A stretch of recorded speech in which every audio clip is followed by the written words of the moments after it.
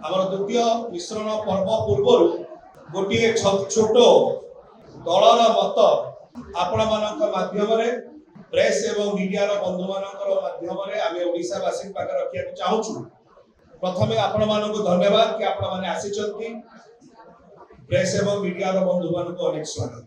जो ओडिशा भारतीय जनता पार्टी से माने कहउछंती कि 147 निर्वाचन मंडली से माने ओडिशा रे लढिबे, से माने सेही 47 निर्वाचन मंडली पाई कैंडिडेट मध्य 147 टा पाई परुना। यह हिउची वास्तविक सत्य।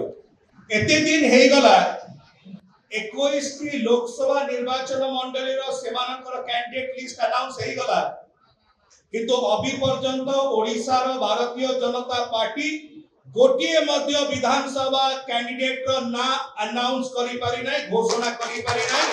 एटा ओडिशा भारतीय जनता पार्टी जेहेतु एई ओडिशा रो भारतीय जनता पार्टी रो पाखेरे 147 निर्वाचन मंडली पई कैंडिडेट भी नाहंती, सेति पई से माने ए प्रकार व्यक्ति मानु को नै कि कैंडिडेट करूचंती किबा करिया को चाहुचंती जो माने जन विरोधी कार्य रे लिप्त किंबा आपराधिक कार्य रे लिप्त रहितिबार यथेष्ट नजीर रहिछि। एई होछि वास्तविकता। ओडिशा भारतीय जनता पार्टी रो गोटाई जिंस स्पष्ट हो जाइछि जे जेउ दल 147 निर्वाचन मंडली रो असेंबली कॉन्स्टिट्यूएंसी रो गोटिए मध्य कैंडिडेट एते दिन रे डिक्लेयर करि पारनांती, किंतु 21 लोकसभा डिक्लेयर करि पारुचंती।